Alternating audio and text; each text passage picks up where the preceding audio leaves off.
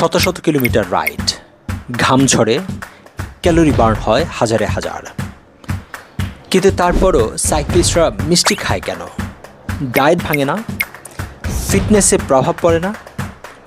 নাকি সাইক্লিংয়ের এটাই আসল স্টাইল? এ নিয়ে কথা বলবো সাইক্লিস্ট দ্রাবিড় আলমের সঙ্গে, আর জানবো রাইডের মাঝে মিষ্টি নিয়ে মিষ্টি এক গল্প।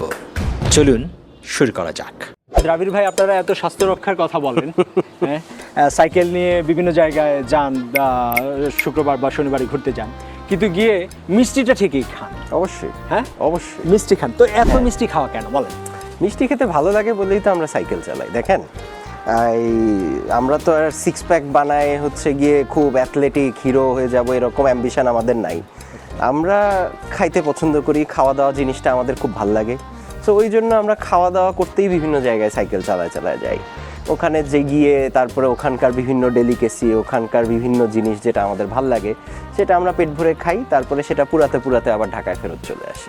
মিষ্টিটা সবাই পছন্দ করে, অন্য কোনো খাবার কি আপনারা এসে খান? আমরা অনেক কিছুই খাই, মিষ্টিটা আসলে একটু কমন পড়ে যায়। যেটা হচ্ছে ধরেন বাংলাদেশের আপনি ডেলিকেসি যদি চিন্তা করেন, আমরা বিভিন্ন যখন এলাকায় যাচ্ছি সব জায়গায় গিয়েই তো অনেক টাইপের ডেলিকেসি আমরা খেয়ে আসি, কিন্তু মিষ্টিটার কথা বেশি বলা হয় বিকজ প্রত্যেক এলাকারই না একটা সিগনেচার ডিশ থাকে। ওই সিগনেচার একটা মিষ্টি থাকে, একটা মিষ্টির দোকান থাকে, সেটার কিছু স্পেশালিটি থাকে। সো ওই কারণে মিষ্টি নিয়ে কথাটা বেশি হয়। এমনিতে সাধারণত আপনারা বা এই শুক্র বা শনিবারের বেলাটা ঢাকার বাইরে কোথায় যান? আমরা ঢাকার আশেপাশের মোটামুটি সব জায়গাতেই যাই। যেমন আমরা যখন একটু বেশি চালাতে চাই, 160 কিংবা 200 কিলোমিটার, তখন আমরা টাঙ্গাইলের দিকে যাই। যদি একটু সিনিক বাট একটু স্লো রোড দিয়ে চালাতে চাই তখন আমরা কাপাসিয়ার দিকে যাই। যদি আমরা আর একটু রুরাল রোড, একটু মিক্সড রোড, আবার একটু হাইওয়ে এরকম মিক্সে চাই, তখন আমরা মাওয়ার দিকে যাই। আমাদের কিছু ফেভারিট মিষ্টির দোকান আছে, যেরকম নাগেরহাটের মিষ্টির দোকান এখানে একটা, তারপরে কিছু খাওয়ার জায়গা আছে যেগুলো আমাদের খুবই পছন্দের।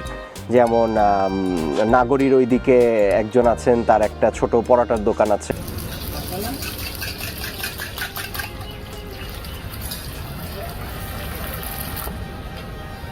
ওখানে আমরা পরোটা দিয়ে সকালে নাস্তা করতে পছন্দ করি।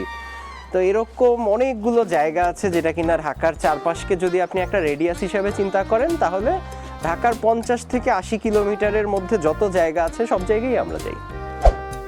আপনি রাইডে কি খেতে ভালোবাসেন? কমেন্টে জানিয়ে যান। আমি হাসনাত স্পার্ক, চ্যানেলটি সাবস্ক্রাইব করে সঙ্গে থাকুন। Happy cycling.